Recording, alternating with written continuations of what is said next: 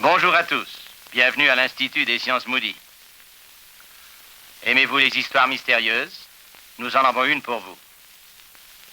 Suivant la tradition de tous les mystères, elle a sa maison hantée et ses fantômes, surgis du passé. Curieux endroit qu'un laboratoire pour chercher des fantômes, ne croyez-vous pas? Mais notre histoire est vraie. Et avant que nous l'ayons finie, je pense que vous serez d'accord que la réalité dépasse la fiction. Le mystère, c'est le temps. La maison hantée, c'est l'espace. Dans notre histoire vraie, les fantômes voyagent à la vitesse de la lumière et ils viennent tout droit du passé. Votre passé. Oui, le temps est un mystère. Avez-vous essayé de définir le temps? Plus vous cherchez une définition, plus elle vous échappe. Nous allons explorer le mystère du temps au laboratoire. Avant d'approcher les fantômes, nous aurons à découvrir certains faits. Et nous le ferons, car ils sont bien réels. Hello, Pierre. Comment vont les choses? Très bien, Dr. Moon. Bientôt prêt à lancer un projectile à grande vitesse. Magnifique. Monsieur Margosian est l'un de nos meilleurs techniciens ici à l'Institut des sciences Moody. En plus d'une riche expérience dans le domaine de la photographie, il s'est beaucoup penché sur le problème du temps. Pierre, pourriez-vous nous dire quel genre d'appareil vous employez? Avec plaisir. La plus importante des pièces de l'appareil est là. C'est une caméra ultra rapide.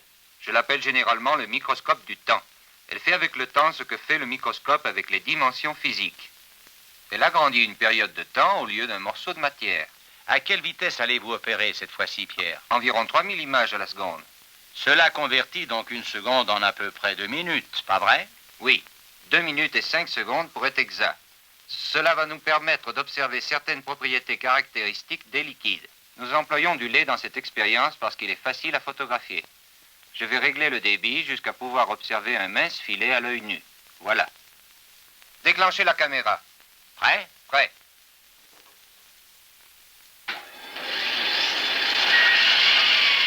Le filet de lait et les éclaboussures prennent une toute autre allure maintenant, n'est-ce pas? Mais ils ne sont pas modifiés pour autant.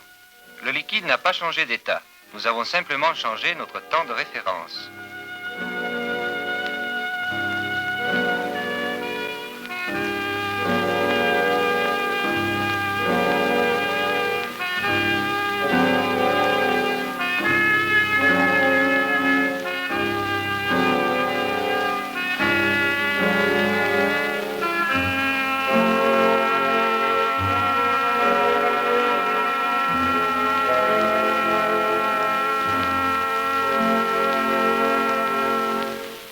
Avez-vous jamais jeté une bille d'acier dans un bol de lait?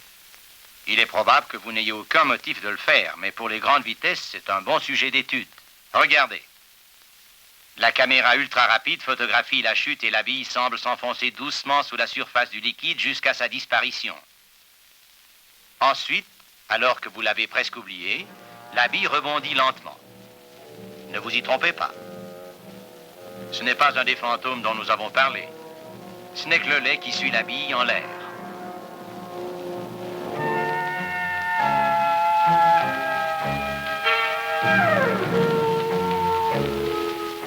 Ne jamais mettre en doute ce qui paraît normal est le plus sûr moyen de rester rivé à notre propre temps. Pour étudier le temps, il faut nous aventurer au-delà des phénomènes ordinaires. Et alors, cela nous ouvre un nouveau monde. Pierre, voulez-vous m'aider dans une expérience? Mais oui. Prenez cet œuf et placez-vous là. Très bien. Voulez-vous le mettre en équilibre sur votre tête, s'il vous plaît? Hé, une seconde. Si vous pensez faire ce que je crois deviner, merci bien. Je serai plus tranquille en le plaçant là. Bon, ce sera peut-être plus sûr, Pierre. Si Guillaume Tell avait employé un œuf au lieu d'une pomme, l'histoire aurait donné quelque chose comme ça.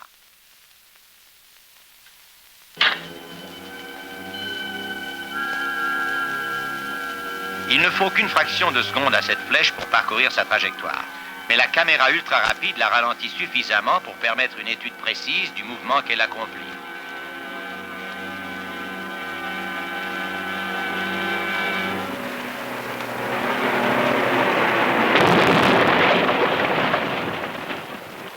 Récemment, à l'Université de Californie à Los Angeles, on a utilisé une caméra ultra rapide pour étudier la collision d'une voiture.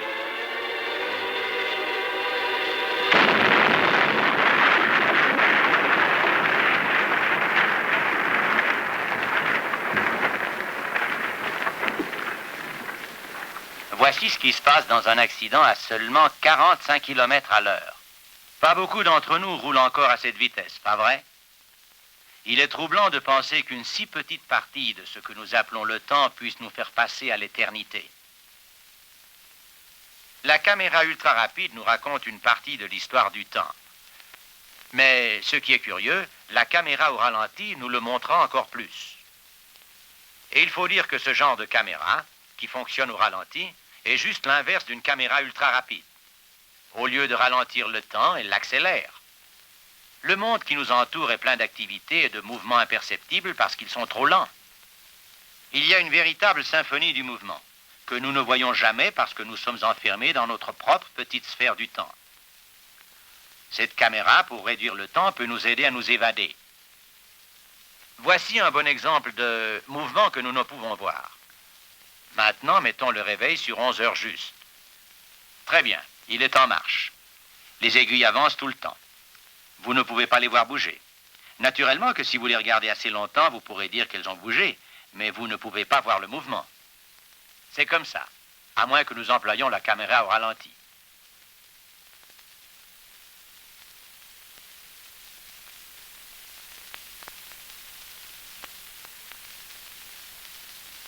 Ne vous a-t-il pas semblé que les aiguilles tournaient plus vite puis ralentissaient? En réalité, elles n'ont pas changé de vitesse. Le réveil a continué à avancer à sa vitesse normale. Vous venez de le voir marcher toute une journée. Nous avons juste changé votre temps de référence en changeant les intervalles comme ça. Chaque fois que la lumière s'allume, la caméra prend une photo. Si vous n'êtes pas encore convaincu, peut-être ceci vous aidera-t-il. Ce n'est pas une rose magique. Cette fleur provient d'un jardin. Cette fois-ci, regardez le réveil et la rose.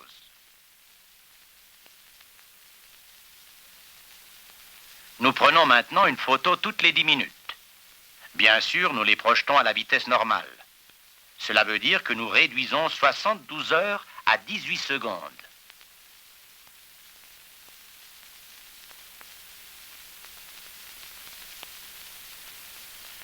Oui, c'est une vraie rose.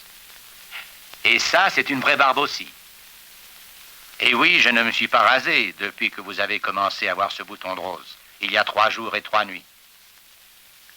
Cela vous laisse rêveur, pas vrai? Voici un morceau d'1 mètre d'un film standard de 16 mm. Il y a là 120 photos différentes. Ce mètre de film passerait dans la caméra ultra rapide en... Oh, je me suis rasé pendant que vous regardiez le close-up du film. Nous avons utilisé la caméra au ralenti pour le close-up et j'ai eu du temps de reste. Ce mètre de film peut être projeté par une caméra ultra rapide en 1/1000 de seconde. Ce même morceau de film, dans une caméra au ralenti, peut mettre des jours, des mois et même des années à passer.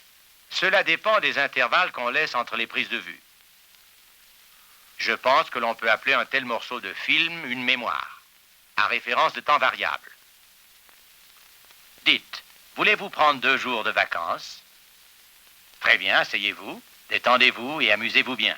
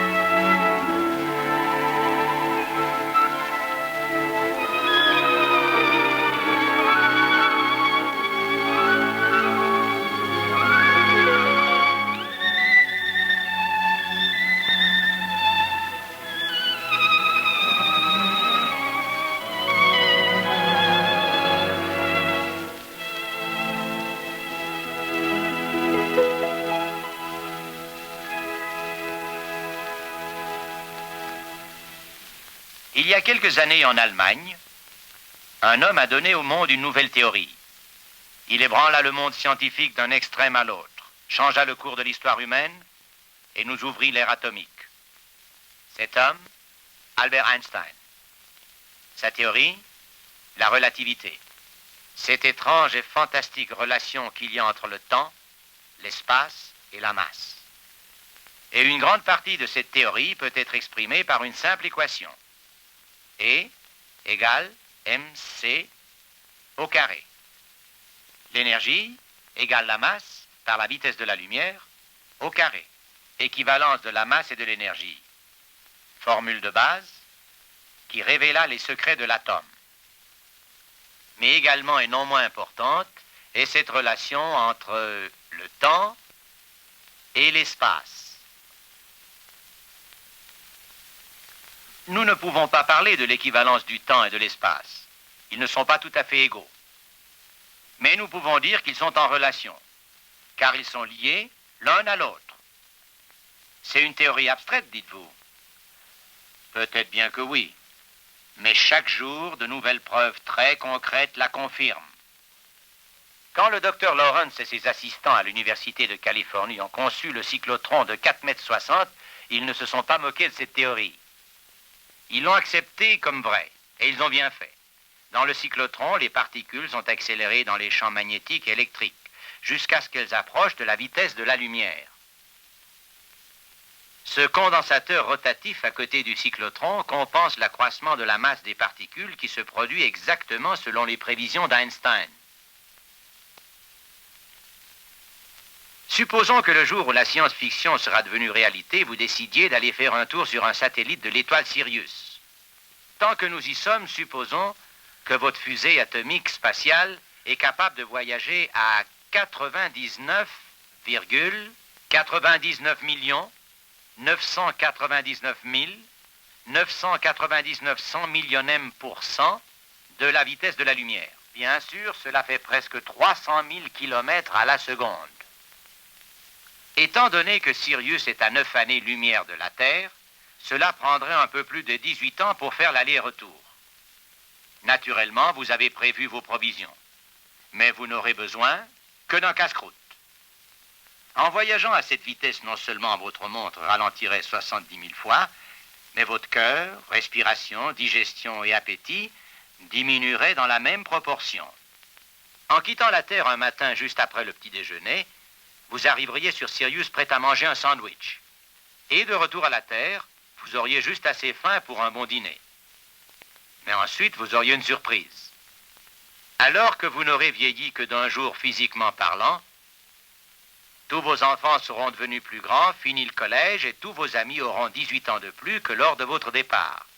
Juste 12 heures plus tôt à votre montre. Une telle conception des choses est presque impossible à saisir par l'esprit humain. Elle s'éloigne trop de notre expérience courante. Ceci vous aidera peut-être. Tout d'abord, écoutez mon cœur.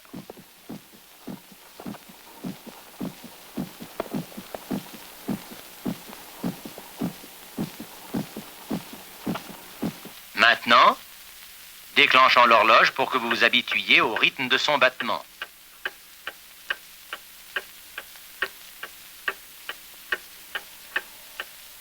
Voici 1 mètre. Il paraît normal. Si nous pouvions faire mouvoir cette pièce et tout ce qui s'y trouve à la vitesse de la lumière, 300 000 km à la seconde, le temps s'arrêterait alors. Mon cœur ne battrait plus, mais je ne serais pas mort. L'horloge s'arrêterait. Et tout se réduirait à une ligne infiniment mince. Mais pour l'instant, nous ne pouvons pas mouvoir cette pièce à cette vitesse.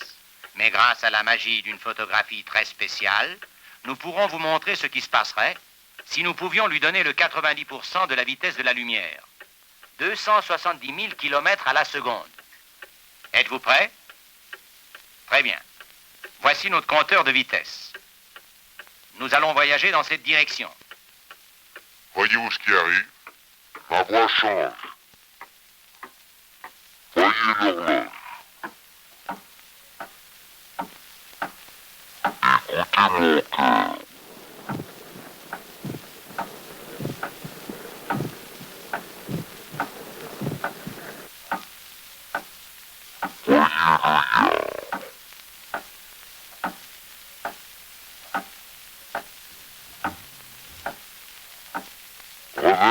normalité. Cette fois, nous allons accélérer à la verticale, au lieu de l'horizontale. Maintenant, le yard a 18 pouces de long quand on le tient verticalement. Mais il revient à 36 pouces. Si on revient à l'horizontale. Quand la pièce était en mouvement, tout semblait normal pour moi. Ma voix me semblait la même. Le rythme de l'horloge restait constant. Ce mètre paraissait le même dans les deux directions. Cela parce que j'allais à la même vitesse que la pièce. Mais vous, observateur immobile, vous remarquez les changements. Bien sûr que les effets visuels que vous avez vus ont été obtenus dans ce cas par l'usage de lentilles Panavision, qui sont des lentilles à foyer variable. Mais l'effet a été exactement le même que si la pièce avait réellement atteint le 90% de la vitesse de la lumière. On les appelle les effets de la relativité. Ils sont basés sur des formules mathématiques qui sont aussi communes pour les spécialistes en physique nucléaire que l'est pour nous le 2 et 2 font 4. Aussi fantastique que cela paraisse, ce sont les formules qui nous donnent ceci.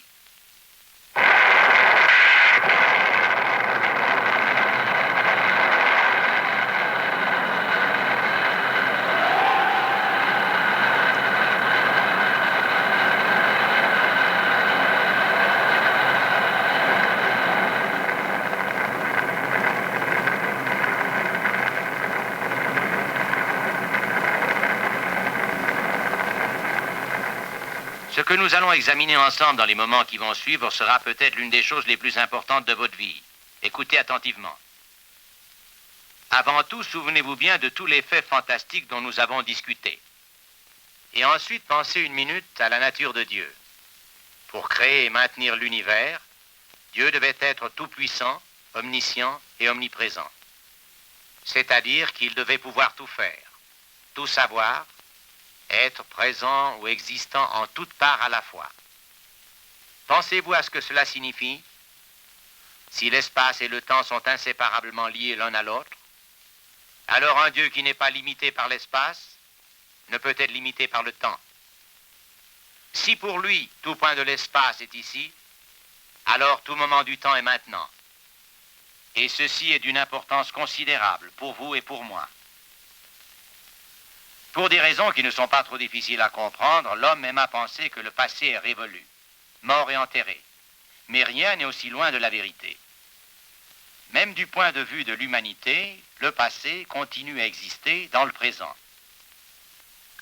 Aimeriez-vous voir plus d'1 million d'années dans le passé et les voir comme si elles étaient présentes? Maintenant, vous le pouvez. Cette nuit, faites un tour dans la campagne loin des lumières de la ville. Si la nuit est claire et la portée de votre vue est bonne, vous pourrez voir dans la constellation d'Andromède un tout petit objet brillant. On l'appelle la nébuleuse d'Andromède. C'est vraiment un autre univers à quelques 820 000 années-lumière dans l'espace. Pendant que vous regardez, souvenez-vous de ceci. La lumière qui atteint votre œil ce soir a quitté cet univers lointain il y a plus de 3/4 de million d'années. Et elle a voyagé à travers l'espace depuis ce jour-là. Vous regardez 820 000 années dans le passé et vous voyez comme si c'était aujourd'hui. Mais il n'est pas nécessaire d'aller si loin dans l'espace pour trouver le même principe. Chaque jour, quand vous regardez le Soleil, vous le voyez avec 8 minutes et quart de retard, car le Soleil est à 8 minutes et quart lumière de la Terre. La nuit, quand vous regardez Antares, vous regardez 250 ans en arrière comme si c'était aujourd'hui. De temps en temps, les journaux rapportent la découverte d'une nova ou d'une supernova, une étoile qui s'enflamme comme une bombe d'hydrogène géante. Nous les observons avec nos télescopes. Nous disons que cela vient d'arriver. Mais tout astronome sait que ce que nous voyons est arrivé il y a des centaines ou même des milliers d'années avant. Mais savez-vous que cela est vrai dans les deux sens? Si vous étiez sur l'étoile Rigel, Jeanne d'Arc viendrait juste de rassembler le peuple de France. Sur Bételgeuse, La Fontaine serait en train d'écrire ses fables. sur l'étoile Canope, nous serions sous le Second Empire. Il y a déjà 1 siècle qu'il est du domaine du passé. Mais voici quelque chose qui peut vous empêcher de dormir. Si vous étiez sur l'étoile Sirius, vous pourriez voir ce que vous avez fait il y a 9 ans parce que vous seriez en train de le faire. Savez-vous ce que cela signifie? Cela veut dire que tout ce que vous avez fait dans votre vie, vous êtes encore en train de le faire. Tout péché que vous avez commis, toute faute, toute mauvaise action, vous êtes encore en train de les faire, et cela jusqu'à la fin des temps, à moins que n'intervienne quelque chose. Le pardon de Dieu. Qu'est-ce que le pardon? Est-ce que Dieu se contente de dire « je regrette ceci, vous le regrettez, on l'oublie » ? Non, non. Quand Dieu pardonne un péché, il l'efface de notre existence. Seul le Tout-Puissant, le Dieu éternel, qui contrôle tous les facteurs du temps, l'espace et de la matière, est capable d'effacer le péché. Mais il a aussi promis de le faire. Il a dit qu'il éloignerait de nous nos fautes autant que l'Est est éloigné de l'Ouest, c'est-à-dire l'infini. Et il dit, « J'efface tes transgressions comme un nuage et tes péchés comme une nuée. Reviens à moi, car je t'ai racheté. » À la lumière de ce que nous venons de dire, il n'y a qu'une seule chose absolument nécessaire dans la vie. Et je ne parle pas d'une automobile. Mais vous dites, une auto est une nécessité, et si je n'ai pas d'auto, je ne peux pas aller travailler. Devez-vous travailler? Bien, direz-vous, sans travail, je ne mange pas. Il faut manger? Oui, direz-vous, sans manger, je meurs. Ce serait triste, pas vrai? En effet, ce le serait si vous devez vous présenter devant un Dieu saint et juste avec des péchés non pardonnés. Il y a juste une chose absolument nécessaire dans la vie, et c'est le pardon. Et Dieu l'offre à chacun d'entre nous comme un cadeau. Car le salaire du péché, c'est la mort. Mais le don de Dieu, c'est la vie éternelle en Jésus-Christ, notre Seigneur. En cet instant, au moment où vous prenez cette décision, vous êtes au croisement entre le temps et l'éternité. Pourquoi ne pas prendre le Dieu Tout-Puissant au mot? Celui qui a dit, « Mais à tous ceux qui l'ont reçu, à ceux qui croient en son nom, il a donné le pouvoir de devenir enfants de Dieu. »